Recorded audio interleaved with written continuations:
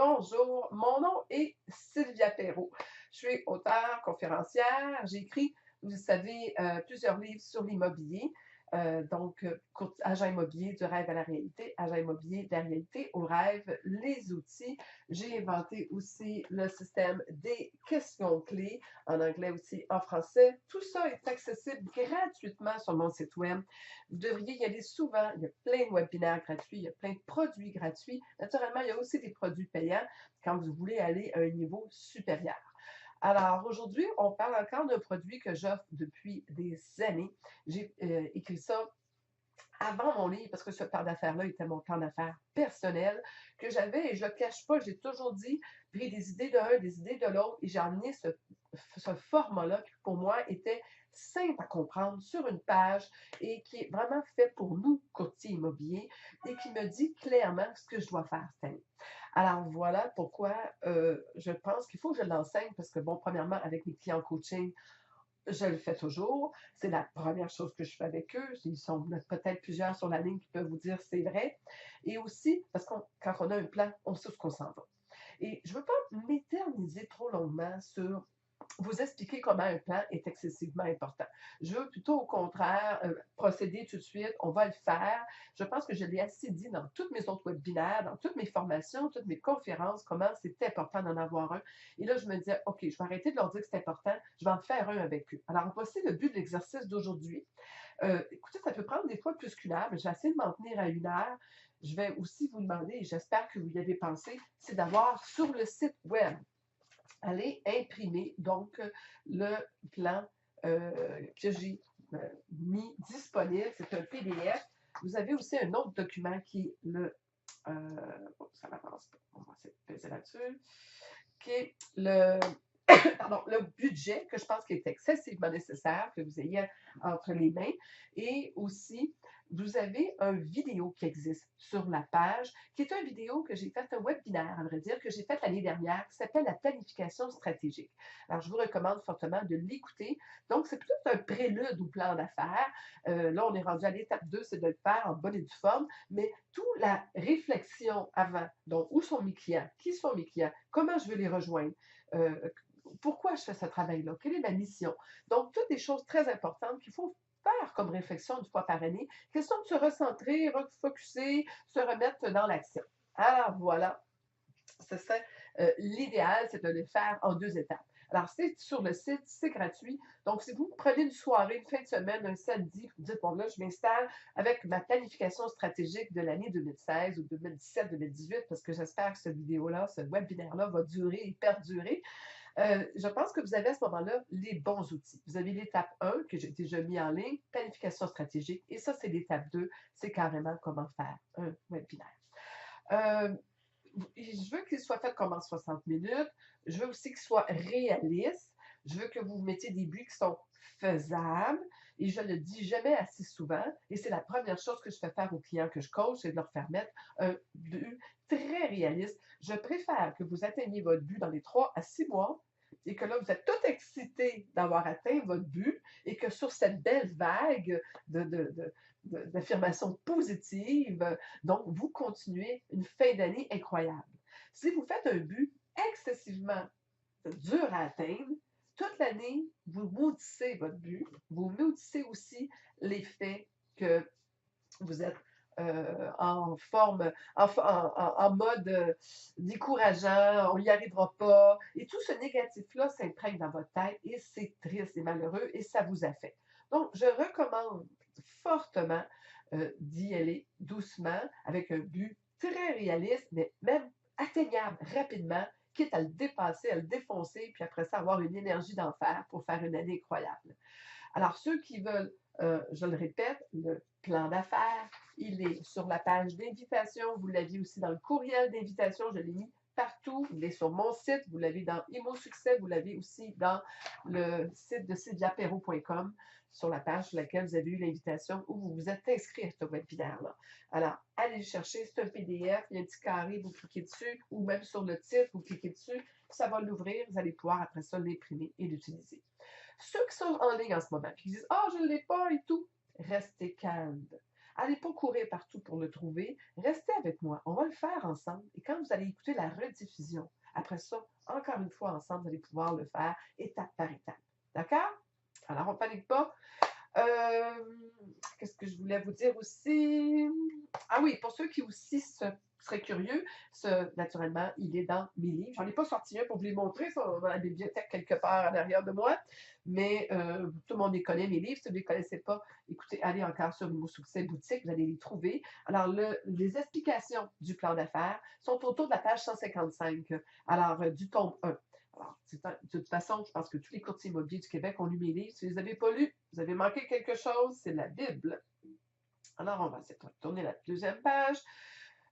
Petit conseil pratique. On doit toujours partir à neuf. OK? On refait un plan d'affaires à chaque année. On ne dit pas, ah, ben comme je n'ai pas réussi celui de l'année dernière, je vais reprendre celui de l'année dernière. Mais non, justement, il n'est pas réussi, ça n'a pas marché, il n'a pas été bien fait. Alors, on repart à neuf, on en fait un nouveau. Il y a une préparation à faire. Il y avait une liste de devoirs aussi, et je vous recommande de vous installer et de les faire. Et ces devoirs-là, on va les comprendre en tout. Je vais tout vous expliquer la terminologie, les définitions pour qu'on soit confortable de les faire. Je veux aussi que vous soyez, j'ai dit, restez conservateur réaliste. Et ce plan d'affaires-là est fait pour vous faire faire les vraies affaires. D'accord? Il n'est pas fait pour vous amener à gauche, à droite, puis je ne commencerai pas à parler marketing, puis publicité, puis je devrais-tu faire ci, je devrais-tu faire ça. Non, non. Là, je vais vous amener exactement ce que courtier immobilier doit faire à tous les jours, au moins 2-3 heures par jour. Et c'est direct to the point, c'est direct sur la job que vous avez à faire. Donc, de ne pas chercher ailleurs. Si vous me demandez comment les champions font pour être champions, c'est parce qu'ils font ce qui est écrit dans leur plan d'affaires. Point la ligne. Ils ne se perdent pas, ils ne s'oublient pas, ils ne cherchent pas ailleurs des solutions miracles pour arriver à faire une business quand tout le monde sait que la recette pour faire cette business-là, elle est très simple et elle est clairement expliquée dans le plan d'affaires. D'accord? Et établissez-vous aussi en mode action-traction. J'appelle ça en mode action-traction parce que je disais toujours réaction, action avant, mais c'est encore plus que ça. Parce qu'à un moment donné, quand on est dans l'action, ça l'attire. Il y a une attraction qui arrive. Alors, si vous êtes dans le fond, votre tout seul chez vous, avec le plus beau plan d'affaires qui existe, ça ne donnera rien, un beau zéro puis de barre.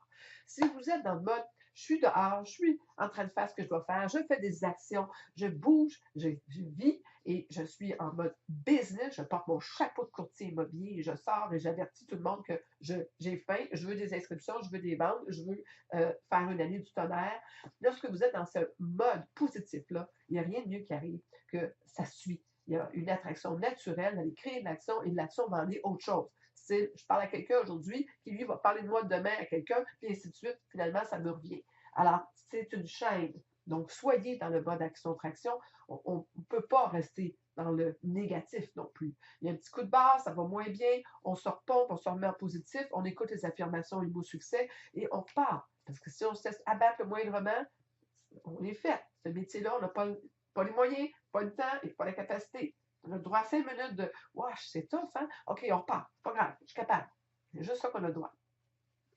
Alors, comme j'expliquais, la planification de vos objectifs est sur une page, est dans un webinaire et on posait des questions importantes. Je vais passer cette étape-là. Je ne veux vraiment pas perdre de temps. Je veux aussi être capable de répondre à vos questions à la fin de la session. Mais voyez-vous, c'est des questions assez vraiment très, très, très, très basiques. Alors, où sont mes clients? Quel type de clients que je veux? Comment les convaincre? Qui sont mes compétiteurs? Quel est mon marché? Quels sont mes revenus potentiels? Est-ce que je suis réaliste? Où sont mes dépenses? Est-ce que je les connais, mes dépenses? Combien de courtiers que je connais qui ne font jamais de budget? Moi, je ne comprends pas. Ils en font faire à leurs clients, mais ils n'en font pas pour eux-mêmes. Alors, voici les définitions. Les définitions, quand on parle de revenus nets, OK? C'est avant impôt, mais après dépenses. Alors là, quand vous allez le voir sur votre plan, là, quand je vais en parler tantôt, on le voit d'ailleurs, le revenu net, il est complètement haut. Et beaucoup de monde font l'erreur d'aller mettre le gros chiffre là. C'est pas là qu'il va. On va le voir tantôt en détail. Le revenu net, c'est avant impôt, mais après dépenses. Donc, il faut vraiment comprendre qu'il y a un montant à mettre qui va découler de ça. On va le comprendre tantôt. C'est un petit peu de comptabilité, mais c'est de la comptabilité facile, je vous promets. Revenu brut, naturellement, c'est avant dépenses. Là, ça se trouve avec le revenu important. Le revenu, pratiquement, des rétributions qu'on reçoit. Transactions, d'accord? Alors, des transactions, c'est un côté seulement Déjà, ah, mais j'ai eu 4 acheteurs l'année dernière, puis ben, en fin de compte, j'ai eu 6 ventes. Ben oui, ça fait comment ces ventes-là? Une inscription que tu as vendue toi-même, donc tu avais le côté vendeur, le côté acheteur, ou tu avais seulement l'acheteur, il a acheté la propriété d'un collaborateur, ou tu avais l'inscription, puis un collaborateur est venu présenter une offre de ses clients sur ton inscription. Donc, vraiment comprendre qu'une transaction, c'est d'un côté à la fois. Alors, on parle soit d'une inscription, et si par exemple, vous vendez vous-même votre inscription, vous avez deux côtés. Donc, vous avez fait la partie avec le vendeur et vous êtes occupé de l'acheteur. Donc, on parle de deux côtés. C'est important pour tous les calculs, question qu'on parle toute la même langue et qu'on réalise aussi qu'est-ce qu'on fait vraiment. Lorsqu'on les sépare comme ça, c'est là qu'on voit j'ai trop d'acheteurs, j'ai trop de vendeurs, c'est-tu équilibré mon affaire? Et c'est peut-être pour ça que j'ai pas beaucoup d'inscriptions parce que je perds peut-être trop de temps avec des acheteurs. Peut-être qu'il va falloir que j'équilibre, que j'en fasse un petit peu plus avec les vendeurs, puis que je me mette à faire la prospection ou du réseautage ou qu'est-ce qu'il faut pour en trouver des clients. Donc, c'est ça l'idée. Qu'est-ce que je voulais vous dire? Les redevances. Les redevances, j'avais choisi ce mot-là. C'était pour traduction carrément de carry-over, qui est la vraie expression américaine, qui est qu'en fond, les ventes qu'on a faites l'année dernière, qui vont être notariées, donc payées cette année.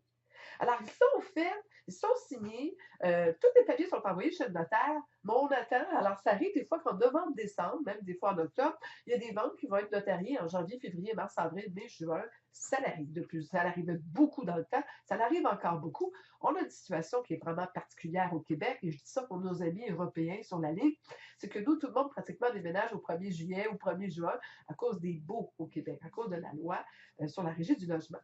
Alors, ce qui fait que nous, on a souvent des carry-over, on vend des maisons d'automne pour des occupations et souvent des notaires. Après aussi la période des RAP, par exemple, la période des REER. Donc, voilà un peu l'explication du carry-over. On peut avoir deux genres de carry-over. On peut avoir aussi des inscriptions, d'accord, qu'on va transporter d'une année à l'autre. Donc, celle qu'on avait l'année dernière et à moins celle qu'on a vendue et celle qui nous reste au 31 décembre. Alors, ce qu'on appelle l'inventaire. Donc, c'est votre inventaire d'inscription en vigueur. Ensuite, on va parler de contact. Parce que là, c'est la question qu'on me pose comme 100 000 fois. C'est quoi un contact réussi? C'est quoi la définition d'un contact et d'un contact réussi? C'est une conversation de plus d'une minute avec un réel potentialité. Ça, c'est-tu un mot sur potentialité? Peut-être même, pour moi, j'invente des mots, ma dyslexie, j'aime ça des nouveaux mots. Alors, un nouveau mot, c'est nouveau succès. Alors, un client, un contact réussi, c'est carrément quand on a une situation où on a quelqu'un qu'on a sérieux au bout de l'année, qu'on a eu une conversation. On n'a peut-être pas eu un rendez-vous. On n'a peut-être pas réussi à le convaincre. Mais notre conversation avec lui était intéressante et on a les chances de faire un suivi et à la longue, il a accepté de nous parler. Et je pense qu'il faut qu'on se récompense pour les gens qui nous parlent. Il y a des fois qui ne nous parlent pas. Alors, ceux qui nous parlent, qui sont ouverts, qui ne sont pas complètement fermés, on va appeler ça un contact réussi. Mais ce n'est pas nécessairement un contact, euh, je dirais, en anglais, on va dire une ligne, un contact qui a automatiquement quelque chose à vendre ou à acheter. Ce n'est pas nécessairement. C'est quelqu'un avec qui on a parlé. Parmi ces nombreux contacts réussis, on cherche celui qui dit oui, je pense sérieusement à vendre ou à acheter. Est-ce qu'on peut se rencontrer? Alors, voyez-vous qu'il y a des étapes. Il faut se récompenser pour les contacts réussis, comme il faut se récompenser pour ceux qui disent oui, viens-t'en tout de suite, je veux mettre ma maison à vendre.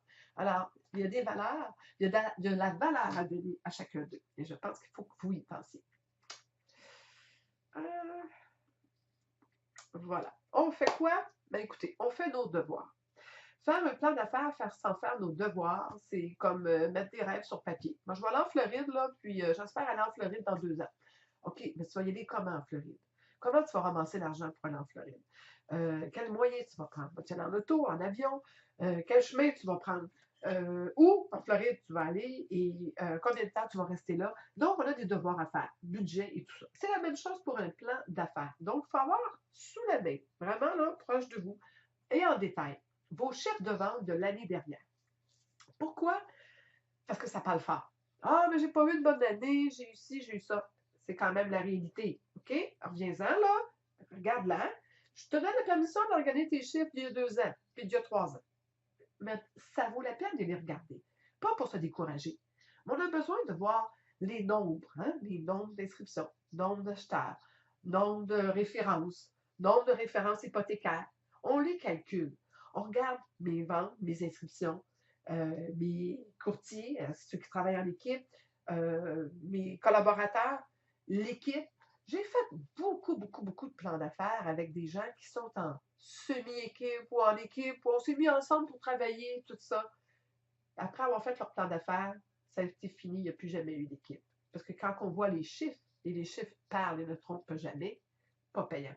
Alors, souvent, on voit qu'on travaille pour deux sur un client, on le divise, ça ne vient pas payant. Si chacun travaille chacun de son bar, alors pourquoi se mettre en équipe? Ça ne vaut pas la peine. C'est mon opinion, je n'ai jamais été gênée pour la dire, mais je continue à dire, travaillez donc bien et fort et mettez vos chiffres sur papier pour voir la rentabilité des décisions d'affaires que vous prenez. C'est ça qui est important. Le nombre de vos inscriptions en vigueur, on en a parlé au 31 décembre, le nombre de ventes à notarié, naturellement, de l'année passée, le nombre d'expirés ou hors marché aussi. OK? Combien d'hors marché vous avez eu? Combien d'expirés? Si le chiffre est élevé, il y a peut-être quelque chose à revoir ensemble avec vous-même, peut-être savoir les raisons de ça. Peut-être qu'il y avait peut-être une négligence, peut-être juste manque de suivi, mal inscrit trop cher. C'est une remise en question sur soi-même pour dire, OK, c'est où que j'accroche, c'est où que ça va pas bien. Et vous avez besoin de votre moyenne de prix de vente. Ces trois chiffres-là, ça, là, je veux vraiment, c'est bien important parce qu'on va le voir dans le plan d'affaires direct.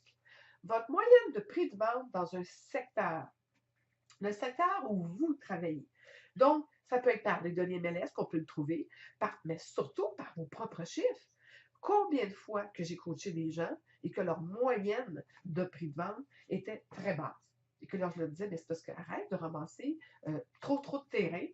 Et c'est beau, tu en vends beaucoup, mais avec autant de temps et d'énergie, tu peux vendre des propriétés un peu plus chères en valeur et augmenter automatiquement, comme on est payé à pourcentage. Qu'est-ce qui arrive à ce moment-là? Notre pourcentage augmente aussi et notre valeur, notre rétribution augmente. Donc, peut-être voir pourquoi. Est-ce que vous avez trop de terrain? Je ne dis pas qu'il ne faut pas en avoir des terrains. On doit en avoir un certain niveau, 10-15% de terrain dans notre banque d'inscription ou dans notre nombre de ventes de l'année. C'est correct, c'est acceptable. À moins que vous êtes un spécialiste des terrains, que vous inscrivez tous vos terrains à 10 puis 15 que vous ayez aussi des ententes avec des constructeurs, c'est une spécialité. Mais si vous êtes un courtier qui travaille dans un secteur donné, régulier, on doit avoir un nombre on doit accommoder nos clients, on peut avoir des terrains à vendre, mais faire attention à un moment donné de ne pas se mettre à en avoir trop. Et là, notre prix de vente descend. La valeur de terrain n'est pas la valeur d'une propriété. Ça va tout de suite affecter. Mon exemple est assez excessif, mais c'est pour que vous voyez en chiffres l'effet que ça donnerait. Et même chose avec la petite courtier qui m'a appelé il y a 7-8 ans de ça, qui a dit, moi, je m'en vais travailler à Westmont, Outremont, je vais avoir juste des maisons de millions. Excuse-moi, as-tu les amis? As-tu le monde? As-tu les budgets? Es-tu capable de t'acheter une coupe de robe de bal et faire partie de toutes les balles de fondation pour avoir ce réseautage-là que ça prend pour avoir ce type de propriété-là? Alors, c'est-tu vraiment pour toi? Même chose, donc il ne faut pas rêver en couleur et essayer soudainement de dire, mais moi, je m'en vais juste dans la propriété de luxe. Oui, il y a une possibilité de le faire, mais c'est des années de travail. Demandez à Marie Montaigne, elle va vous le dire.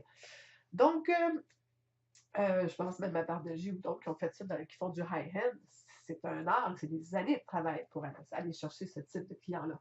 Donc, c'est important que votre moyenne de prix de vente, vous la connaissiez et qu'elle soit réaliste avec le type de propriété avec lequel vous travaillez, avec qu'est-ce qui se vend aussi. Alors, c'est facile avec MLS. Maintenant, on peut faire, OK, les vendus de la dernière année totale, la moyenne. La moyenne, le nombre qui s'est vendu de plus, la moyenne aussi. Vous allez dire, oh, c'est là que ça se vend. Je parle toujours des petits pains chauds, hein? On sait que les bungalows et semi-détaches, ça se vend comme beaucoup, beaucoup. Les condos se vendent aussi beaucoup. Il y a de l'argent à faire là et vous voulez faire beaucoup de ventes. Je sais, bien beau d'avoir une maison de millions, que ça prend 2 ans à vendre, c'est peut-être mieux d'avoir quelques petits pains chauds en attendant à vendre à toutes les semaines. C'est le principe que j'explique toujours de la pâtisserie avec les petits pains chauds et les gâteaux de noces. Vous savez, accrochés dans la poussière en haut, là, ces tablettes là, qu'on vend quelques fois par année. C'est le principe. La valeur moyenne de rétribution de votre secteur. J'en parle Et c'est le fun parce que moi, je ne suis pas courtier, alors je ne fais pas partie d'aucune association. J'ai le droit de parler de chiffres avec vous et on va en parler. Alors, allez chercher les données MLS, mais faites attention. Qu'est-ce qu'il y a, le collaborateur? Qu'est-ce qui est offert au collaborateur n'est pas toujours la réalité. Un bon inscripteur peut prendre un peu plus et donner un peu moins au collaborateur. Je ne parlerai pas, je ne veux pas ouvrir de chicane, je ne veux pas dire il faut être 50-50. Ce n'est pas l'idée. Je dis que c'est une réalité, que ça existe, c'est une décision d'affaires. Vous êtes tout en business, vous prenez la décision d'affaires qui vous regarde en étant juste, équitable et correct aussi avec vos pairs. Ça veut dire que si tout le monde offre 2,5, 3 dans le secteur, bien, si vous offrez 1,5, bien, je pense que vous n'êtes pas équitable. C'est ça que j'appelle pas équitable. Mais surtout si vous prenez 7.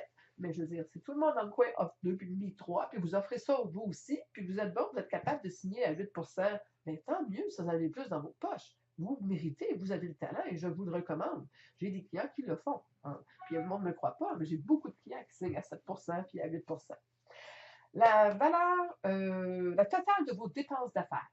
Ça, c'est la partie que vous haïssez le plus. Donc, vraiment, calculez toutes mes dépenses d'affaires, toutes mes dépenses personnelles aussi. Vous avez vu le format que je vous ai mis, il y a 2 colonnes. Et je vais vous dire que la moyenne au Québec pour un courtier débutant est autour de 45 000 Alors, c'est pas. Il ne faut pas se faire des histoires, se faire des accords que c'est gratuit. Le monde dit ah, mais c'est cher, si j'avais su, j'aurais peut-être pas été dans l'immobilier. Mais je veux dire, un chauffeur de taxi, sa moyenne est de 75 000 juste pour avoir un permis. Moi, je trouve qu'il n'est pas cher. Votre permis, finalement, autour de 1 000 pour avoir la chance de travailler. Donc, oui, il y a des dépenses quand on travaille. On a des redevances, on a des frais de bureau, on a des prix, on a des documents, on a des frais d'association. Et c'est sûr qu'on ne les paye pas tout d'un coup, comme un chauffeur de taxi qui doit prendre une hypothèque, lui, pour pouvoir payer tout d'un coup son droit de conduire un véhicule. Vous autres, ce n'est pas le cas. Vous pouvez dépenser à mesure. Donc, budgétez, prévoyez-vous un petit fonds de prévoyance, mais soyez conscients, elles sont là, vos dépenses. Et vos dépenses, elles doivent être déduites de vos revenus. Pour un courtier qui, la première année, fait 50 000 puis qui a 45 000 de dépenses, j'espère qu'il y a un conjoint, une conjointe qui supporte ou qui aide ou qui a un petit fonds de pension ou quelque chose d'autre. Mais la deuxième année, s'il fait 100 000, ben là, ça va déjà mieux. Il garde ses dépenses à 45 000 puis il fait 100 000. Le problème des courtiers immobiliers, c'est que souvent, ils font 100 000 la deuxième année, mais là, ils en dépensent 100 000 parce que là, ils achètent de la publicité, un board sur l'autobus, des dépenses et dépenses et dépenses pour penser pour se mettre plus fort et plus gros. Et c'est souvent là, à ce niveau-là, la deuxième, la troisième année, qu'on les voit tomber souvent sous la faillite. Parce que, à un moment donné, il faut manger, il faut en garder de l'argent, il ne faut pas juste compter sur nos réserves. Alors, moi, je vous dis la vérité, vous avez à faire ce que vous voulez avec. Je ne sais pas vous décourager, je pense que c'est un métier extraordinaire, c'est un métier qui est payant, mais il faut faire ce qu'il faut faire. On ne peut pas être paresseux, on ne peut pas couper les coins ronds, on ne peut pas ne pas travailler intelligemment. On doit faire.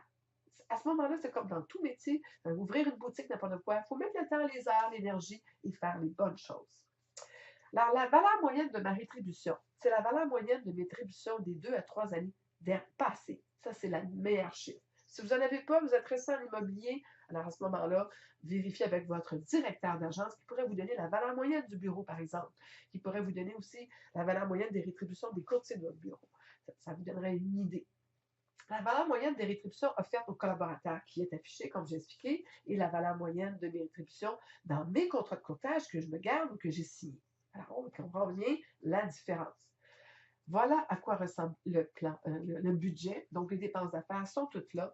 Il n'en manque pas beaucoup. Puis de toute façon, s'il en manque, je pense qu'il y a une coupe de place, c'est marqué autre. Donc, mettez ça dans autre ou rajoutez des lignes en dessous. Mais ça vaut la peine de prendre et de penser à vos impôts, de penser à les dépenses, les cadeaux de Noël. Vous êtes en train de les payer en ce moment. Alors, il faut les mettre dans le budget. Chaque année, il y a un budget de 1 000 et cadeaux de Noël. Mettez-le. Soyez réalistes. Vous allez voir, c'est assez impressionnant. J'avais fait un exercice avec une amie qui était comptable. Elle m'avait dit, tu vois, pendant 1 an de temps, écris toutes tes dépenses. À chaque fois que tu dépenses quelque chose, ouvre-toi un fichier Excel, écris-la. Je l'avais mis au défi, je l'avais fait. Et j'avais tombé sur le dos. Et j'avais réalisé que ça va vite. Il faut. Voilà. La légende à expliquer rapidement. Cette légende-là va nous aider. Elle est dans le bas, complètement à droite de votre feuille. Plan d'affaires, voilà. Alors, on voit immédiatement que dans le bas, il y a une petite légende. Pourquoi Parce que je pense que c'était pour faire comprendre les dessins. Pourquoi il y a des carrés, pourquoi il y a des ronds, pourquoi il y a des affaires avec des pointes par en haut, des pointes par en dedans. C'est un peu la légende pour expliquer que tout ce qui est dans cette forme-là, c'est les buts et les moyens. Tout, je ne sais pas si vous voyez ma flèche, oui, vous voyez ma flèche, excellent. Tout ce qui est dans cette forme-là, c'est tout ce qui s'appelle des ventes. Cette forme-là, j'ai fait exprès par en bas, c'est les dépenses, hein, c'est négatif. Ça, c'est l'inventaire. Voyez-vous que la flèche par en là pour le futur. Et les revenus, c'est le plus important. Et l'anti-pointillé, c'est l'action. Parfait. Excellent. Bon, mon copain qui m'envoie un petit mot de ce bon webinaire. Merci. Je ne savais pas que ça l'apparaîtrait. Mon nouveau Apple a des affaires qu'il faut que je fasse enlever que je ne connais pas. Saluer mon chum de ma part. Hein. Les feuilles, hein, c'est un amour. Je suis chanceuse d'être gâtée, d'avoir un bon copain comme ça. Je vous en souhaite tout un. Et ou une copine. Ah, je peux-tu prendre une pause? Petite pause publicitaire, je pense que vous l'avez vu. Ça me fait plaisir de vous offrir ce webinaire gratuit-là, mais je me permets de prendre 2 minutes pour vous dire, écoutez, avez-vous vu que la semaine prochaine, on commence le bootcamp prospection? Tous ceux là, qui ont des excuses, là, ah, je ne suis pas capable, je ne sais pas comment, je ne suis jamais bonne, ah, j'ai jamais osé, vraiment, je m'asseye. Écoutez, c'est le temps, là. 5 semaines de temps avec moi. Accès à l'académie. On va faire la prospection, on va vous pousser dans le dos, on va vous suivre, on va répondre à vos questions, on va vous montrer une méthode, on va vous dire comment, où et avec qui prospecter, qu'est-ce qui est payant, qu'est-ce qui marche pas, solliciter quand, comment. C'est important de savoir quand, quels sont les meilleurs moments pour prospecter. On va aussi gérer les obstacles, le rejet, la compétition, la procrastination, le monde qui ne sont pas fins, les proprios, les proprios, les petits. Bon, tout ça, on va régler ça pour en faire un. Il faut en revenir un jour. On va faire les suivis gagnants. Comment rappeler, comment voir que ça va bien, comment on sent qu'on risque d'avoir quelque chose, comment pas être harcelaire avec nos clients, mais devenir une nécessité pour eux et d'être sur la carte pour qu'ils ne nous oublient pas. Alors, comment les faire? Comment naturellement s'organiser, s'implanter une continuité là-dedans, comment avoir une régularité, ne plus faire des up and down, up and down, up and down. Oh, je suis en janvier, j'ai plus d'inscription, oh, ça va mal. Oh, puis en février, mars, il y en a plein, je suis essoufflée, ça va pas bien, je manque de temps. Oh, on est rendu au mois de juin. Ah, je suis morte, j'ai tout vendu, je suis tannée des notaires. Ah, septembre, oh, je suis là, j'ai pas une seule inscription. Ah, qu'est-ce que je fais? Oui, bon, il y en a qui se reconnaissent sûrement. Ça a été ma vie un bout de temps, moi aussi. On apprend à se calmer. Il y a des trucs, il y a des moyens. Je vais vous les donner, mais ça ne vous arrivera plus. Donc, bootcamp, 499 pour 5 semaines intensives avec moi. Vous pouvez m'appeler en tout temps. Je vous suis à la trace. Il y a des gens sur l'appel qui l'ont déjà fait. Allez voir les témoignages de ceux qui l'ont fait l'année dernière. Ils ont adoré ça. C'est vraiment intensif, mais c'est ça que ça prend. Hein? Si vous ne le faites pas là, vous ne le ferez jamais. Alors, offrez-vous ça pour Noël ou pour le jour de l'an ou pour 2016 ou 2017, 2018. Offrez-vous ce qu'il faut. J'en fais à chaque année le bootcamp, à chaque année en ce début de saison-là. Et mettez cette énergie-là pour vous-même. Et si vous restez jusqu'à la fin de ce webinaire-là, j'ai un petit cadeau pour vous. Alors, on continue prochain. Alors, moi, ce que j'ai toujours recommandé dans mon plan d'affaires, c'est d'y mettre un titre le fun. À un moment donné, ça vous appartient. Puis on veut l'afficher partout. Hein. On va l'afficher dans notre bureau, dans notre agenda, on va le mettre dans l'auto, on va le photographier de notre iPhone, notre téléphone. Donc, c'est important qu'il y ait un objectif principal. Alors, moi, je le mets dans le titre. Alors là, je vous donne une petite idée. Mon plan vers mon indépendance financière. Bon, c'est ce qui m'a popé dans la tête. Je suis rendue là dans ma vie, puis hein, un jour prendre ma retraite, puis je devrais être indépendante, et je le suis pas mal déjà, mais on ne l'est jamais assez. Surtout quand j'ai vu mon plan de dépenses. Mais pour juste pour faire sourire un peu, je pense que c'est important que vous mettiez. Ça a déjà été mon plan pour faire baptiser mes enfants. Avoir les moyens. Mon plan pour amener mes jeunes à l'université. Mes plans pour commencer à voyager puis avoir une vie. Par exemple, j'ai un client, lui, son plan d'affaires, c'était de partir 1 semaine par mois. Il part en vacances. 3 semaines, il travaille, 1 semaine, il est parti. 3 semaines, il travaille, 1 semaine, il est parti. Il le fait très bien. Et j'ai un autre client que je mentionne, Yannick, qui est adorable, qui lui vient de m'annoncer qu'il s'en allait skier 2 semaines à Whistler. Je suis hyper jalouse. Alors voilà, donc lui aussi, même chose, un gars dans les 500 000. Il fonctionne très, très bien, mais il prend plusieurs vacances par année. Donc, c'était ça son plan. Le titre de son plan d'affaires était l'objectif de qualité de vie, de style de vie qu'il voulait avoir. Donc, mettez-vous là, c'est là que vous avez le droit d'être ambitieux. À la seule place, vous avez le droit d'exagérer. Il faut se motiver quand même. Alors, Voici à quoi ressemble le plan, la feuille que vous avez entre les mains. On va passer tout de suite. Je veux pas, comme on va aller voir partie par partie, je l'ai grossi, ça va être plus facile pour vous. Alors, voici un plan d'affaires que j'ai fait en 2014 pour un courtier débutant. Alors, tous ceux qui sont sur la ligne ne sont pas des débutants, me disent, ben, c'est pas pour moi. Tous ceux qui sont des courtiers moyens de gamme, intermédiaires, vous avez juste à doubler ces chiffres-là. Tous ceux qui sont du haut de gamme, vous pouvez les tripler, les quadrupler, les quintupler. C'est aussi simple que ça. La base est la même. C'est le thinking et la méthode. Mais comme je vous dis, mettez-vous un plan d'affaires atteignable. Je vous parlais de mon beau Yannick. Yannick, quand le premier plan qu'on avait fait avec lui, je lui avais donné ce truc-là. On regarde, tout ça, on va le faire un petit peu plus conservateur. Oh, hein, je sais, je suis capable d'être bonne, jeune, beau, ambitieux, travaille fort, écoute tout ce que je lui dis de faire. Je dis, on va le mettre conservateur. 3 mois après, je reçois un courriel de lui. Hey, j'ai atteint mon objectif de mon plan d'affaires. J'ai déjà 2 ventes en banque, je vais le défoncer. Finalement, cette année-là, il avait doublé ce qu'il avait prévu dans son plan d'affaires. J'étais contente de l'avoir fait conservateur. Je vous l'ai expliqué tantôt parce qu'il était sur une drive, une vague, un buzz incroyable toute l'année. C'est ça que je veux pour vous. Donc là, je vous démontre la méthodologie. Les chiffres vous appartiennent. Parfait. Moi, je prends ces chiffres-là. Vous pouvez 2 choix. Imprimez en 2 copies. Suivez les chiffres avec moi pour comprendre comment ça fonctionne et faites le vôtre après avec vos chiffres à vous. Ou tout de suite, faites vos chiffres à vous. Mais pour ne pas vous compliquer la vie, moi, je vous recommande de me suivre. Vous allez voir, après ça, c'est plus facile quand vous allez avoir compris d'en faire un avec vos chiffres à vous. Et en plus de ça, comme j'explique, on peut le refaire dans 3 mois. Parfait? Alors, on voit justement, on met l'année et on voit à droite et à gauche les 2 chiffres que je vous parlais qu'il fallait qu'on sorte. Donc, la moyenne de prix de vente du secteur. Elle, dans le coin où elle travaillait, des propriétés moyennes. On parle de jumelés, pas jumelés, on parlait de cottage, bungalow, condo, et autour de 300 000. Les jumelés, c'est un petit peu moins, dans le 250. Mais il y avait quelques propriétés, beaucoup dans des cottages 4 chambres qui montaient dans le 400 000.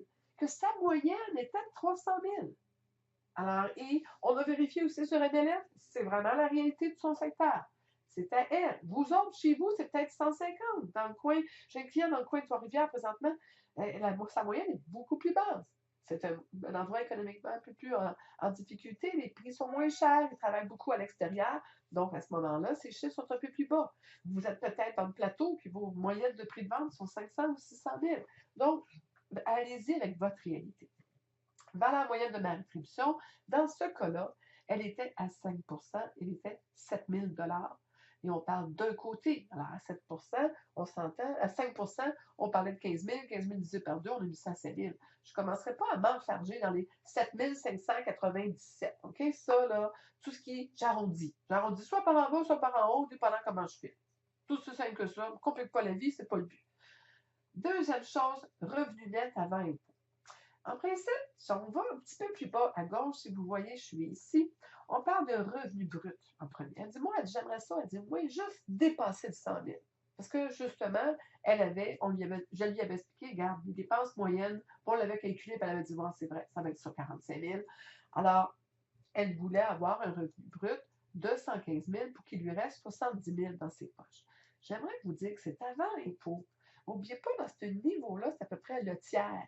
Qu'est-ce qui va lui rester réellement? C'est un revenu d'environ 45 000 aussi. Hein? Le tiers de 70 000, le 2 tiers de 70 000 doit être autour de 45 000, ce qui donne à peu près un revenu excellent. Je veux dire, j'ai un membre de ma famille qui vient de commencer dans une entreprise paragouvernementale et c'est ça son salaire de base, 45 000.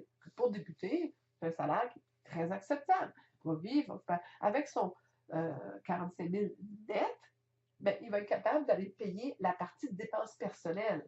Son loyer, manger, sa voiture, Marie, il y a une partie de dépenses de voiture, nous, qu'on peut déduire, mais vous comprenez le principe. Donc, c'est vraiment pour couvrir ce montant-là, 70 000, après qu'on ait enlevé l'impôt, le montant pour vous manger, pour vous faire vivre. Parfait? Ensuite, si on regarde la partie ici à droite, le nombre de ventes à notarié l'an prochain, elle avait donné une référence quand elle faisait une formation. Donc, elle avait une référence de 1500 $. Parce qu'elle avait dit à tout le monde, ah, je fais mon cours de courtier immobilier. Alors, quelqu'un lui a dit, ah oui, elle ne pouvait pas le faire. Elle l'a référé à quelqu'un et ça lui a rapporté 1500 $. Donc, elle avait ça, ce montant-là, qu'elle savait qu'il s'en venait. Nombre d'inscriptions d'inventaire à la fin de l'année, elle en avait 3. Encore là, en faisant son cours à l'automne, elle est arrivée en janvier, elle avait 3 inscriptions. Dès qu'elle a mis son permis en vigueur, des amis, des gens qu'elle connaissait, elle a pris 3 inscriptions. On va aller un petit peu plus bas. Revenu brut, bon, on l'a parlé tantôt, 115 000. Combien de transactions que ça prend, d'accord, à 7 000 $ pour faire 115 000? Ça en prendrait 16. Ça a-tu du sens? Tout le monde? Oui, hein? Donc, c'est pour ça que c'est important, ce petit chiffre-là. Il n'est pas négligé les petits chiffres en dessous, là. Alors, 16 transactions à 16 000, à 7 000 va donner autour de 115 000. Donc, ça lui prend un nombre de ventes notariées de 16. Ça veut dire qu'il faut qu'elle ait 16 fois chez le notaire. Parfait. Et elle a déjà une vente de 1500, mais moi, j'explique toujours ça, là, des références comme ça. C'est du bonbon. Hein? Ça paye justement les cartes d'affaires, ça paye des petits extras. Ça, c'est des extras. Tout ce qui est référence, revenus à part de les ventes notariées, les revenus de référence, moi, j'appelle ça des extras. Des petits bonus. Et vous savez qu'on peut faire beaucoup, beaucoup d'argent avec des bonus. J'ai des clients qui payent totalement leurs dépenses d'affaires avec les références seulement. Il s'agit de savoir comment. Tout s'apprend. Naturellement, elle n'avait pas de nombre de ventes de l'an dernier à notarier cette année, à part nombre de ventes à notarier l'an prochain. Oui, je me suis mélangée. Même moi, je me trompe. Quand je l'ai fait avec elle, en parlant des fois. Alors, le nombre de ventes à notarier l'an prochain, si c'était à 31 décembre, elle aurait eu ça. Mais dans le fond, ce chiffre-là devrait être au nombre de ventes de l'an dernier à notarier cette année. Vous le corrigerez, je le vois en parlant, mais le principe, je pense que vous l'avez compris. Alors, le nombre d'inscriptions en inventaire, tout est là. On va aller à la page suivante. J'ai vu que ça bougeait, ça. Oh, c'est le fun! Oh, je l'aime, mon Mac. Bon, on continue. Alors là, on arrive dans cette partie-là ici, là, qui est très importante. Alors, le nombre de ventes à notarié, on a parlé de 16. Le nombre de ventes collaborateurs par rapport au nombre d'inscriptions vendues. Voyez-vous, un, c'est mes acheteurs, l'autre, c'est mes inscriptions. Alors, il travaillait avec moi, voulait partir du pied droit, et j'encourage toujours à avoir 1/3, 2/3. Donc, on parle 2/3 vos inscriptions. Donc, tout de suite en partant, de prendre des bons plis, on doit aller chercher des inscriptions. C'est le nerf de la guerre, c'est comme ça que ça fonctionne. Je pense que les directeurs d'agence n'arrêtent pas de vous le dire aussi. Tous les livres, que ce soit américains, canadiens, les miens, n'importe qui, tous les formateurs au Québec en immobilier vous le disent, l'inscription est exactement l'idéal. Vous devez inscrire, inscrire, inscrire. C'est le nerf de la guerre. C'est là que ça se passe. Et si vous êtes en immobilier, vous n'inscrivez pas, vous n'êtes pas en immobilier. Alors, il faut savoir inscrire, convaincre des vendeurs de vous faire confiance et d'avoir des inscriptions. Pourquoi? Parce qu'une inscription apporte quoi? Je l'ai déjà dit dans mon livre. Des acheteurs, des appels apportent des acheteurs apportent des offres apportent des contrats notariés et des contrats notariés apportent de l'argent. Yeah! Alors, on parle de nombre de ventes collaborateurs. Des acheteurs prend du temps. C'est un peu plus long, on l'a prouvé, on l'a calculé, on a fait des exercices. Il y a du monde qui m'ont défié. Beaucoup plus long de travailler avec des acheteurs que de travailler avec des vendeurs. C'est pas le même type de travail non plus. Mais c'est le fun. Ils sont fins, les acheteurs. Ils sont cute. On aime ça rendre service. Mais ils sont moins payants en temps et en argent. C'est une réalité. Mais vous avez le droit d'en faire. Et il y a des courtiers qui se spécialisent là-dedans. C'est un art, c'est une passion, c'est une vocation. Je l'admire. Mais moi, je vous dis la vérité. Je ne peux pas vous le dire. En temps, en argent, c'est prouvé, c'est étudié. L'inscription va vous emmener des appels. Et après ça, si vous voulez vous faire quelques bons acheteurs, des bons clients et tout, vous avez le droit. Je ne dis pas que vous n'avez pas le droit. Les arrêts sont là. Mais la règle idéale, si je vous fais faire un plan d'affaires, mettez la règle du 2/3. 2/3, mes inscriptions, la provenance de mes ventes et 1/3, les acheteurs avec lesquels j'ai travaillé. Donc, dans ce cas ici, on a un 5-11. Le nombre d'inscriptions que ça va prendre. Dans son cas, à elle, on a marqué au moins 16. Mais elle en a juste 11 qu'elle va vendre. Donc, il va lui en rester.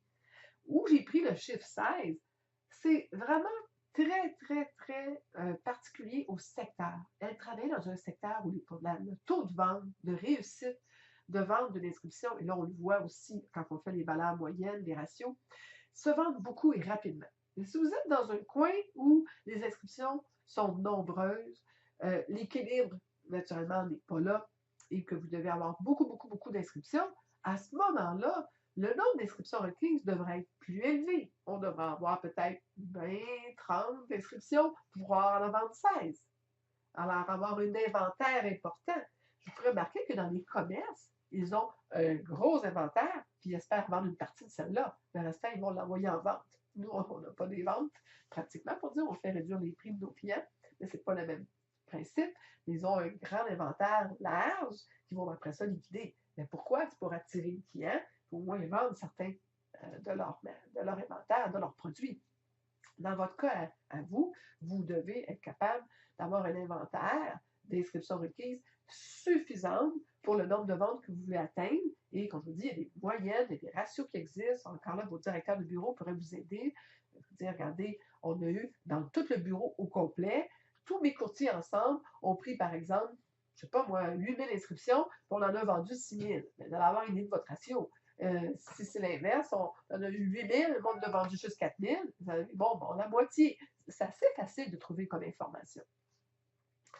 Et osez demander à vos directeurs ces informations. Ils les ont, les chiffres. Ils vous emploient, ils les tiennent à la lettre. Vous avez tous des excellents directeurs.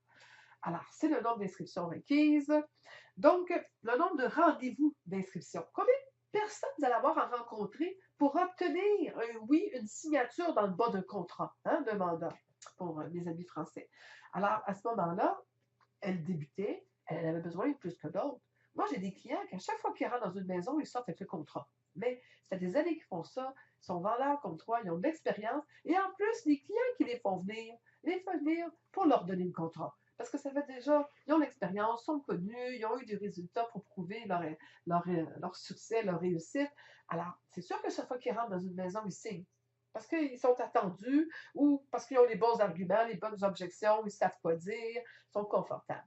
Mais il y en a qui n'ont pas encore, ils sont débutants, comme en ski. Quand on commence en ski, on skie tout croche. Quand on est rendu très bon, on dévalise les pentes. C'est le même principe. 32 inscriptions, pour elle, c'était réaliste. Pas 32 inscriptions, 32 rendez-vous. Pour au moins en signer 16. C'était, dans le fond, le double. Donc, une fois sur deux, elle manque son coup. Et sachant qu'une fois sur deux, vous avez la permission de manquer votre coup. Parce que là, je vous vois tout à dire, oui, je suis allée à 2 rendez-vous, je les ai manqués tous les 2. Oui, mais c'est pas grave. Dans l'année, tu as 32 chances pour en avoir 16. Les prochaines fois, reprends-toi. Laisse-toi pas décourager parce que tu as manqué ton coup 2 fois. Donc, un rendez-vous, à toutes les combien de temps que ça prend pour avoir 32 rendez-vous? Là, je vais essayer tout de suite d'aller à l'autre. Oui, on peut Genre, oui, avant d'aller à l'autre, je vais juste vous parler ici des nombres de révision de prix. Pourquoi? Parce que, oh, c'est fun quand je fais ça, ma grosse. Le nombre d'inscriptions vendues, 11. Mais on sait aussi que pour qu'elles se vendent, des fois, on doit retourner voir les clients. Elle est débutante. J'y ai mis un chiffre élevé. Si vous inscrivez bien tout de suite en partant au bon prix et que vous vendez toutes vos propriétés en dans 3 mois, bien, vous n'avez peut-être pas beaucoup de nombre de révisions de prix à mettre. Le chiffre n'a pas besoin d'être important. Mais si vous êtes débutant, c'est difficile de convaincre le vendeur de le mettre tout de suite au bon prix, puis vous devez retourner le voir pour dire on aurait baissé encore un peu. Ou le marché changeant aussi. Alors, on a déjà vu, à un moment donné, le marché descendait plus vite qu'on baissait le prix. Alors, à ce moment-là, on le met élevé. Alors, pour une débutante, j'avais mis ce chiffre-là important. Pour quelqu'un qui est plus solide, on va le mettre un peu moins. C'est un art en passant. Tout s'apprend. Et on veut un nombre d'inscriptions d'inventaire au début d'année, qui est important aussi pour la prochaine année, pour qu'il y en reste de ces inscriptions-là. Donc, on parle ici de nombre d'inscriptions requises de 32, donc un rendez-vous à peu près à toutes les 2 semaines. Voilà pourquoi on vient de tomber dans cette image-là. C'est toujours la même image. Je fais juste changer, déplacer l'écran pour que vous compreniez où je m'en vais. Alors, on est ici, là. Toujours à un rendez-vous 2 semaines. Pourquoi? Ça, c'est la partie action, les pointillés que je vous avais expliqué tantôt. Ça veut dire que pour avoir un rendez-vous à toutes les 2 semaines, OK? Combien de personnes faut que je parle? Alors, on avait dit, dans le fond, qu'on avait besoin de 50 contacts personnels. D'accord? Et je ne sais pas pourquoi c'est marqué 10, mais c'est pas 10 qui devrait être là. Mon Dieu, j'avais pas visé ça comme il faut.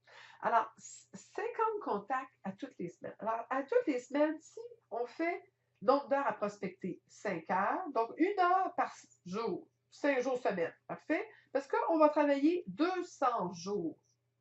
200 jours, c'est simple, c'est 365 jours, moins 8 semaines de vacances, moins de maladie, le temps des fêtes, les semaines courtes, qu'il y a des Pâques, des congés. Alors, c'est ça que ça donne 200. 200, c'était son chiffre à elle qu'elle voulait. Ça vous regarde. Mais faites pas l'erreur de mettre 365 jours. Accordez-vous du temps et accordez-vous des vacances. Alors, c'est important, c'est dans votre plan. Je travaille juste 200 jours cette année. Parfait. En 200 jours, si elle fait 1 heure de prospection par jour, c'est 5 heures par semaine, ça lui faisait avec 50 contacts. Parce qu'on dit qu'on fait 10 contacts. Ah oui, le chiffre est bon. Parce que c'est 10 contacts l'heure. Donc, ça devrait être multiplié, dans le fond, 50 fois. Ça devrait faire 5000 personnes à qui on parle. Ça a-tu du bon sens? Pas loin. Parce que dans le fond, l'idée de ça, je veux vraiment qu'on réfléchisse. C'est que plus je parle à beaucoup de personnes, plus j'ai des chances. C'est un jeu de nombre. Je l'ai dit dans mes livres, je l'ai dit dans mes formations, je l'ai dit partout, et tout le monde s'entend là-dessus. Les directeurs d'agence s'entendent, les spécialistes, c'est un jeu de nombre. Dans la vente, quel que soit le produit que vous vendez, plus vous avez des gens qui vous parlent et plus vous avez des chances d'avoir. Donc, vous mettez votre 5 heures par semaine de prospection, puis vous parlez à minimum 10 personnes à tous les jours. Ça ne peut pas faire autrement à un moment donné que vous allez avoir un rendez-vous aux 2 semaines et pour obtenir 32 rendez-vous. Le problème, c'est que beaucoup de monde me disent « Ah, mais c'est beaucoup ou c'est pas beaucoup, c'est peut-être pas assez. » Non, ça n'a rien à voir. C'est le nombre. Vous pouvez l'augmenter, vous pouvez le descendre. Il y a des semaines, je pourrais décider de... Je t'en forme, je mets 2 heures par semaine, puis je vais augmenter mon nombre de personnes à qui je parle à 20 personnes. Et je n'ai pas d'inscription, je n'ai pas d'acheteur, j'ai rien à faire. J'en fais 2 heures, j'en refais encore ce soir une autre heure. Donc, l'idée, c'est de comprendre la quantité de chiffres par ce plan d'affaires-là que vous avez besoin. Et pas de décider qu'est-ce que vous allez faire ou pas faire. Vous pouvez en rajouter. C'est jamais défendu d'en rajouter. Mais c'est au moins le minimum requis. Si vous êtes en bas de ça, puis il y en a, il y a des feuilles dans mes livres, il y a des feuilles dans mon outil, je pense qu'il y en a même sur le site. On va leur donner d'ailleurs pendant le bootcamp, où on garde en note. Oh, le soleil vient de sortir à Tremblant. Ça y est, je suis obligée d'un instant, on va essayer d'arranger ça urgent. Wouhou! Bon, c'est mieux comme ça. Voilà, désolé. Donc, le soleil a vraiment sorti très fort finalement. Tant mieux. C'est bien risqué avec moi. Alors, donc, j'expliquais, je ne vais pas perdre le fil, le nombre d'appels que vous allez faire, vous devez l'ajuster. Si la semaine passée, vous avez été hyper occupé par des transactions, des inspections en bâtiment, puis bon, là, tu dis, OK, je suis en retard.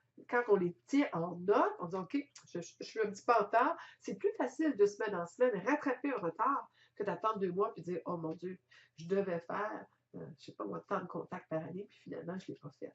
D'ailleurs, vous pourriez le mettre dans le nombre de contacts réussis, le nombre total, le gros chiffre que vous auriez besoin, par exemple. Si vous travaillez 200 jours, vous travaillez, je ne sais pas moi, 40 semaines par année, 40 semaines à 50 contacts, vous avez le total des nombres de personnes à qui vous devriez parler par année. C'est assez facile à faire. Alors, c'est aussi simple que ça. Moi, ce que je veux faire voir à mes clients, et je reviens au plan d'affaires. Voilà, juste un instant. C'est ça, je reviens à celui-là total. Si on regarde tout ça, ce qui est intéressant, c'est que la partie ici, ça, c'est l'action, le travail qu'on doit faire. Le nombre d'inscriptions, d'accord, de rendez-vous qu'on doit faire, le nombre d'heures que je dois travailler, le nombre de contacts que je dois réussir par semaine, le nombre de jours que je vais travailler cette année, c'est un objectif que je me mets. Il y en a qui vont dire, je veux juste, moi, par exemple, faire 4 jours semaine. Parfait, on met tous les chiffres en conséquence. Au lieu qu'être 4 jours semaine, bon, on va faire peut-être 15 contacts pendant ces 4 jours-là. Un contact réussi. De là, on devrait être capable d'obtenir quoi? Au moins un rendez-vous aux 2 semaines. C'est juste ça qu'on veut. C'est pas plus que ça. Un rendez-vous, rencontrer face à face avec un vendeur et vous essayez de le convaincre. C'est parce que souvent, je vous entends paniquer, mais, ah, mais cette semaine, j'ai pas encore réussi, puis j'ai pas d'inscription, j'ai pas d'inscription. On vous en demande qu'un rendez-vous aux 2 semaines, mais un rendez-vous de qualité. À partir de là, sur un rendez-vous aux 2 semaines, vous êtes capable d'avoir 16 inscriptions cette année. Avec 16 inscriptions, vous allez avoir un revenu de 115 000. C'est-à-dire que si on monte ça à 20, 4 de plus, on est rendu pas loin du quoi? Pas loin de 145 000? 140, 145 000? Et ainsi de suite. Si je monte ici ma valeur moyenne de rétribution, d'accord? Par exemple, si je dirais, ben là, moi, je fais 5%, je débutante, là, ben, je suis allée travailler là, pour les beaux yeux du monde, puis je vaut cher, puis je mets le temps, les heures, et puis c'est pas facile. À partir de maintenant, cette année, je suis décidée, j'essaie, je demande 1% de plus en rétribution. OK? Je demande plus 5, je demande 6. À partir du moment où vous montez 6, voyez-vous la différence que ça fait 1% de plus? Y a-t-il quelqu'un qui a une calculatrice et qui pourrait me dire 1% de plus, combien que ça fait? 300 000? J'ai le goût de le faire avec vous autres. Oups, quand je veux le faire, ça ne marche pas. Je recommence. C'est bon qui calcule vite. 300 000 multiplié par 6%, ça donne 18 000. 18 000, on parle de deux côtés. Là, on parle, si on divisait par 2, ça fait combien? Ça fait 2 000 à la place de 7 000. 2 000 piastres de plus fois, combien qu'on a dit? 16 ventes. 16 fois 9 000, ça donne combien? C'est important que vous voyez comment les chiffres parlent. 145 000, juste pour avoir osé dire aux vendeurs, non, moi, vous savez, je le mérite, je travaille fort, je vais faire ci pour vous, je vais faire ça. Puis je sais que avec ça, je vais être capable de donner une rétribution au collaborateur qui est convenable. Et moi, je suis à 6%. La journée où vous prenez cette décision-là, ils vont dire, oh, ben non, dans mon coin, c'est pas possible. Méfiez-vous de ce que vous pensez que c'est possible dans vos coins. J'ai des courtiers à travers le Québec qui chargent 7%. Mais il y a 2,5, 3,5 que là, vous regardez dans le collaborateur, puis ben non, il signe à 2, puis à 2,5. C'est sûrement parce que c'est 4, puis 5. Non, il y en a qui prennent un peu plus dans leur poche. Il y en a qui gardent 4, 4,5, 5 dans leur poche, puis il y a 2. Alors, mais, comme je vous dis, je ne vais pas ouvrir la chicane de la justice, de l'équilibre, c'est ça. Ce sont des gens d'affaires, ce sont des décisions. Et mais, quelque part, il y en a qui font de l'argent, il y en a qui n'en font pas. Je ne dis pas qu'il faut faire de l'argent au dépend des autres. Je veux vraiment être très, très, très délicate sur ce sujet-là. Mais il y a un examen de conscience à prendre.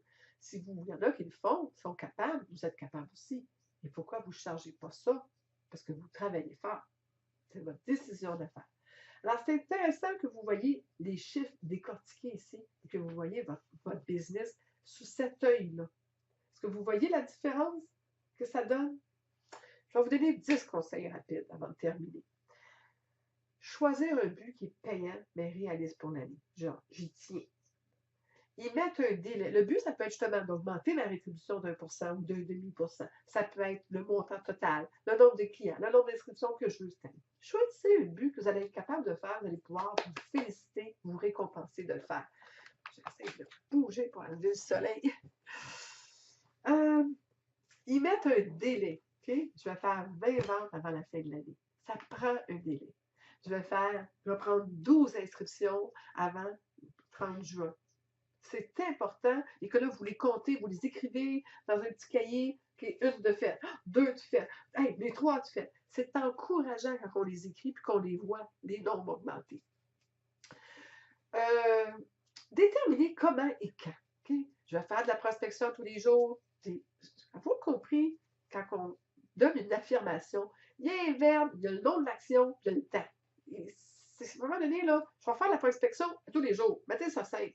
Pas demain, ça ne me tente pas. Vous êtes malade, vous avez de la fièvre, vous avez une pneumonie, vous avez une raison de ne pas en faire.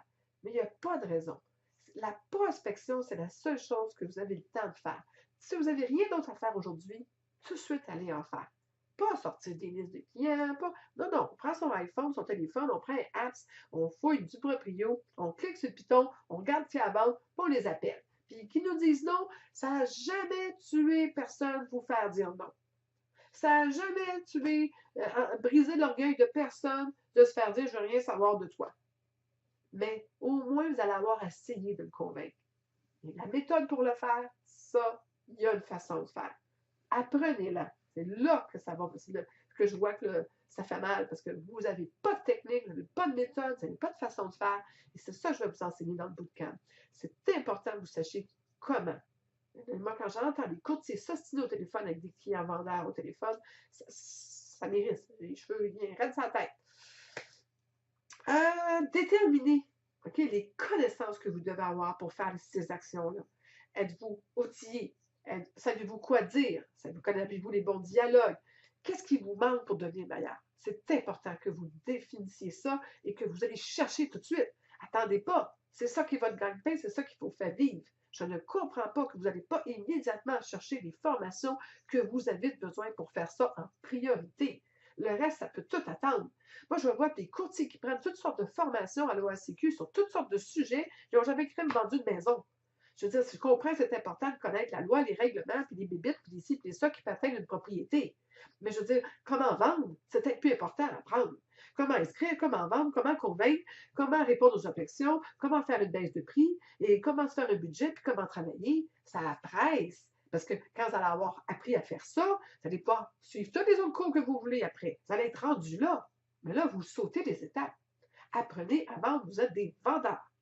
Avant tout, vous devez vendre vos services, vos produits, votre personnalité, votre façon de faire. Comme quoi vous êtes beau, vous êtes bon, vous êtes le meilleur. Alors, apprenez à le faire et de la bonne façon. Parce qu'on ne peut pas faire ça n'importe comment. Il y en a qui ont compris. Répartissez dans votre année des petits buts. OK? Et faites-vous des cadeaux vers le grand but. Alors, 5 appels par jour le premier mois. On commence doucement. Après ça, le troisième, 7. Je suis rendu avant 3 mois, là, je suis pas capable d'en faire 7. Puis, régulier, je parle, là. Pas que, une fois sur 2, je réussis. Aujourd'hui, j'ai réussi 5. Donc, c'est correct, je peux tout monter à 7 demain. Non, non. Fais-moi-en 5 par jour pendant un mois de temps. Après ça, je te croirai que tu l'as vraiment et que tu es rendu là dans ta carrière et dans ton développement de business et dans ta capacité, dans tes habilités. La constance, la régularité, c'est beaucoup plus payant et vous seriez beaucoup plus fiers.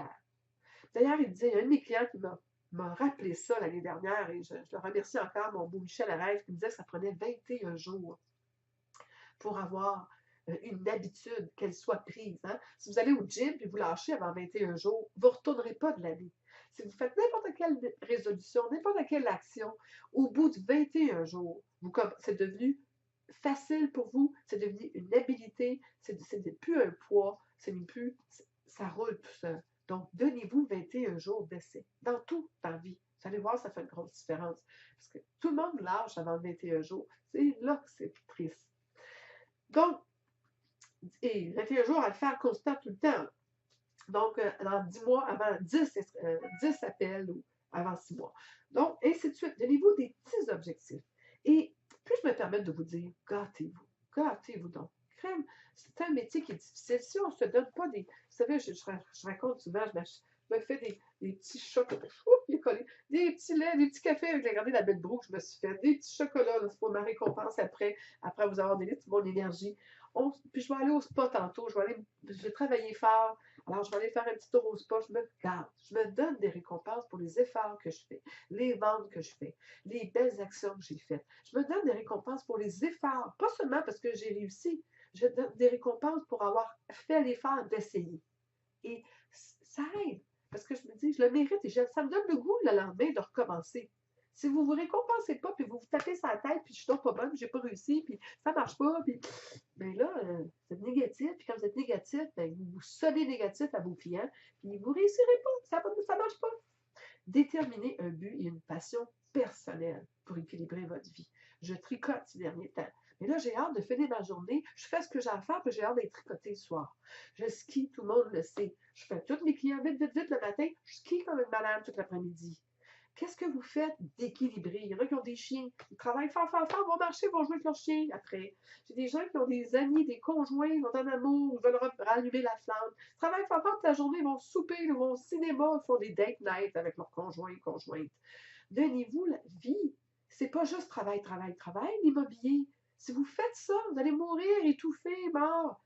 Vous allez être épuisé. Vous arrivez devant les clients, vous êtes vert. Et vous n'êtes pas drôle, vous n'êtes pas intéressant, vous n'avez rien à dire parce que tout ce que vous faites dans votre vie, c'est de l'immobilier. Alors, il faut faire autre chose. Trouvez-vous des passions. Trouvez-vous une vie à l'extérieur. L'immobilier, c'est pas tout ce qu'il y a au monde. Je vous connais, hein? Donnez-vous la permission d'en arracher. Oh, j'ai deux. Hey, je voulais faire deux dents d'arracher, mais je voulais juste dire d'en arracher. Personne ne vous a dit que c'était facile au début. Oui, il faut travailler fort. Je ne connais pas personne qui n'a pas travaillé un peu fort au début. C'est normal. C'est pas naturel. C'est nouveau. Ça vous sort de votre zone de confort. Mais ça prend du temps. Et vous avez des appuis, vous avez des directeurs de bureau, vous avez des coachs comme moi, vous avez des amis, vous avez du monde positif. Entourez-vous de monde positif et vous allez y arriver. Mais donnez-vous le temps, donnez-vous la permission.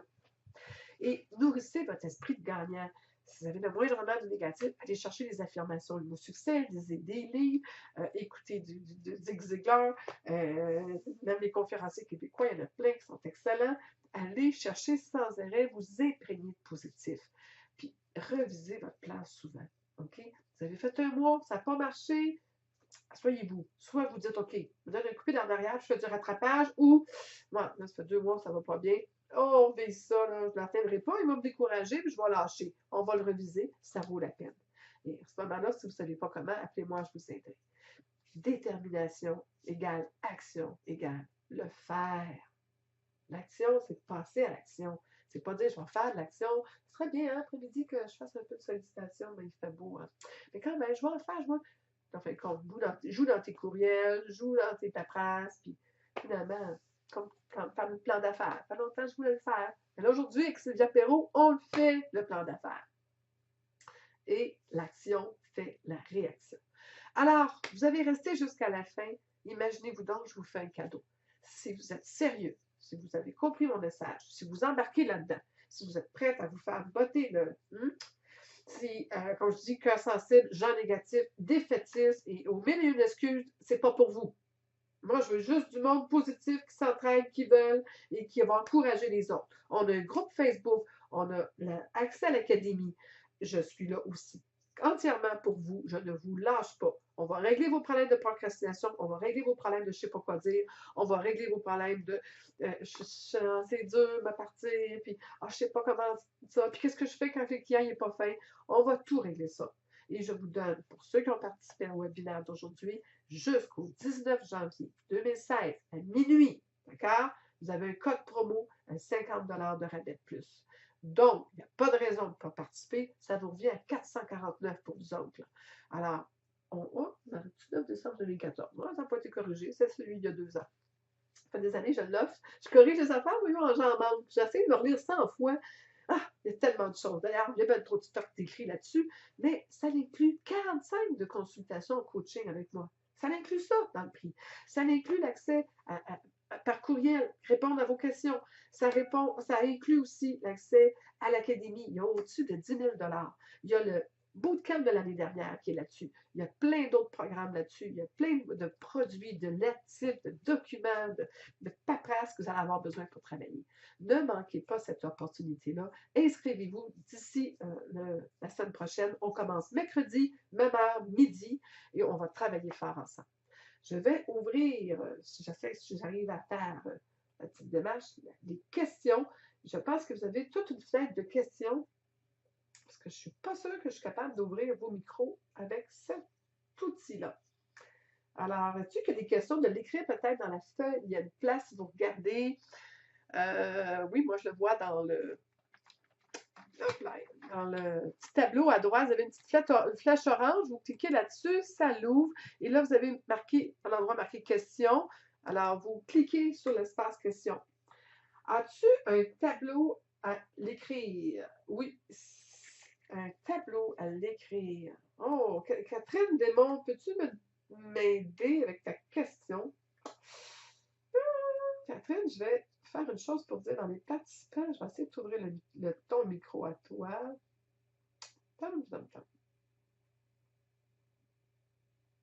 Hop là. Ah! OK, ben, il y a des micros. Ben oui, regardons ça, je peux tout ouvrir les micros. OK, parfait. Je vais ouvrir, si je suis capable de trouver. Ils ne sont pas en ordre alphabétique, ça m'aide pas beaucoup, ça. Oui, Catherine. Catherine, j'ouvre ton micro. As-tu une question? Oui, ben c'est parce que je voulais juste savoir si tu avais mis un tableau en ligne, parce que je ne l'ai pas vu toute la. Lequel tableau? Un tableau de Je quoi? sais pas. Ton tableau avec le plan d'affaires, là, la feuille. Oui, la feuille de plan d'affaires, je répète, je l'ai dit au début, elle est dans l'invitation que vous avez eu, le courriel. Elle est dans la page où vous êtes allé vous inscrire aussi. C'est un PDF, vous avez le budget. Alors, si vous retournez sur le site de Sylvia Perrault, vous allez le voir. Je vais essayer de vous le ramener. Ah, OK, non, je pensais que tu en avais mis un comme à l'écran aujourd'hui. C'est pour ça que je me posais la question. Ce que tu vois là, c'est celui-là, le plan d'affaires. Oups, comme ça. Ah, J'en vois pas, moi. tu ne vois pas, ton écran n'est pas ouvert, et quelque chose. Tu as une fenêtre dans le bas qui n'est pas ouverte? Je sais pas, d'habitude avec nous deux, ça marche tout le temps quand on fait notre. On le voit, ben oui. Est-ce que tout le monde voit à l'écran le plan d'affaires? Si vous ne l'avez pas vu toute la session complète, rassurez-moi, quelqu'un, tu vois, ça l'ai vu. C'est pour ça que je t'avais écrit la question. Parce Ben que oui. moi, je le voyais vraiment pas. Moi, je savais de quoi tu parlais Oui. parce que je l'ai sous les yeux. Tout le monde me dit oui. Tout le monde me dit qu'il le voit. Alors, tu as peut-être une petite tête dans le bas qui n'est pas ouverte, toi, là. Vérifie donc dans le bas d'ouvrir toutes tes fenêtres sur ton ordinateur. C'est pas grave, je l'ai, puis je le dans notre coaching privé, là. Fait que c'est correct, c'est juste que je me posais la question. Ah, t'es super gentil. D'ailleurs, tu vas-tu participer au bootcamp? Tu as déjà participé, toi, avec nous autres. Tu avais aimé ça, d'ailleurs. Oui. Moi, je participe à tout. Excellent. Je vais essayer d'ouvrir les micros de ceux que je vois qui ont levé la main. Alors, si vous levez votre main, je vais ouvrir votre micro. Catherine, je vais fermer le tien. C'est beau? Parfait. Si quelqu'un veut lever la main, parce que vous avez une question, à ce moment-là, je suis capable. Lucie Coiteux, je vois que tu as la main levée. J'ai activé ton son. As-tu une question, Lucie? Ça te prend un micro, toi aussi?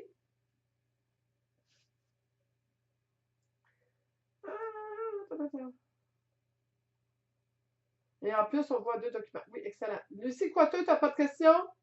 Peut-être parce que tu avais une question tantôt. Ou ton micro ne marche pas. Bon, ben, on va passer.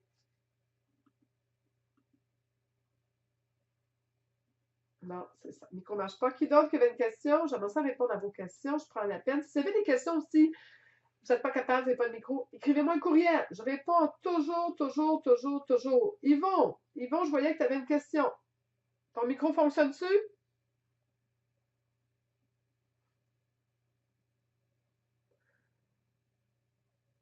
Yvon? Bon. Fait qu'il faut que les micros marchent. Il faut que de votre part, vous ayez des micros qui fonctionnent. OK, je vais continuer. Oh, oui. Yvon, je t'entends. Lucie, je t'entends aussi. J'entends du bruit. Posez-la votre question. Catherine, c'est fait. J'entends du bruit. C'est qui est en ligne? Qui est là? Là, je vais. Je peux-tu tout faire? Non. Je peux pas tout d'un coup enlever et répondre aux questions. Ah, pas faire. Tu sais cette affaire-là? Alors, je pense que l'idéal, c'est. Ah, je regarde. Merci de la formation. Merci. Pas de micro. Merci, Yvon. Je viens de voir. Vous voudrais écrire les questions à droite. Il faudrait inscrire les questions à droite. Effectivement, mettez-vous à droite. Ça. Merci, Richard. Ça fait plaisir. Donc, un petit coin à droite, il y a des questions. Écrivez-les. C'est la meilleure façon. Ceux qui n'ont pas de micro, à droite, dans la partie questions. Je vais rester là tant qu'il y a des questions. On a dépassé de 9 minutes, mais je pense que pour répondre à vos questions, s'il y en a des sérieuses, ça va me faire plaisir. Merci de ta formation, Louis. Merci, Louis, d'être présent. Voilà. Excellent. Parfait. Merci pour ceux qui m'ont répondu. Je suis en train de lire les questions l'après l'autre. J'espère que je vais vous revoir dans ma formation, embarquer dans le bootcamp. On n'est pas nombreux, hein, j'en prends que quelques personnes. C'est pas pour pouvoir répondre à tout le monde. Donc, plus on est pas trop nombreux, mieux c'est, plus la qualité d'interaction est là. Alors, c'est ici que vous posez une question. Je suis en train de vous écrire ça. Tiens, je vais juste voir si vous voyez qu'est-ce que moi je viens de vous écrire. Envoyez à tous. Alors voilà. Remettre le budget exemple en plus gros, s'il vous plaît. Merci. Et là, tu pourrais l'imprimer, Guy. Il va être. Faut pas que tu commences à tout mettre ça en ligne. Attends, l'exemple. Mais comme je te dis, je ne sais pas si je l'ai. Tu lis. La page complète du budget de la jeune fille. Ça serait celui-là. Plus gros que je peux, c'est ça. Ça a l'air. OK? Ce que je vous recommande, c'est de l'imprimer, de réécouter le webinaire. Merci, Lucie. OK, merci, Guy. Alors, réécoutez, faites-le un après l'autre. Faites vos devoirs, faites vos recherches. Ça vaut la peine. Et je vous remercie pour votre présence. Je vous remercie pour votre soutien, d'être là pour moi. Et j'espère que l'enregistrement a marché parce que là, je vois que j'ai un stress là. Et oui, ça a fonctionné. Est en cours d'enregistrement. Parfait. Alors, regardez, je vous embrasse fort. Puis, embarquez avec moi dans le bootcamp. Je pense que ça vaut vraiment la peine, surtout avec le rabais que je vous fais. Et vous avez besoin de ça. À un moment donné, finissez-en avec vos doutes que vous avez sur vos méthodes, vos façons de faire. Il faut savoir faire de la prospection. Vous avez une chance, ça dure 5 semaines. À tous les mercredis, on va se parler, et même des fois plus. On va un groupe Facebook ensemble, on va se motiver et passer à travers cette bébête-là. Tous ceux qui ont cette bébête-là, c'est le moment ou jamais de le régler. Alors, c'est avec tout pour aujourd'hui. Je vous embrasse fort. Allez sur mes sites web. Allez aussi sur ma page Facebook. Le webinaire, je vais le publier. Il est gratuit. Alors, partagez-le à vos amis. Et à partir de là, on va tous être des champions. On va tous avoir un nouveau succès cette année. Alors, je vous embrasse fort tout le monde. Au revoir et un gros merci.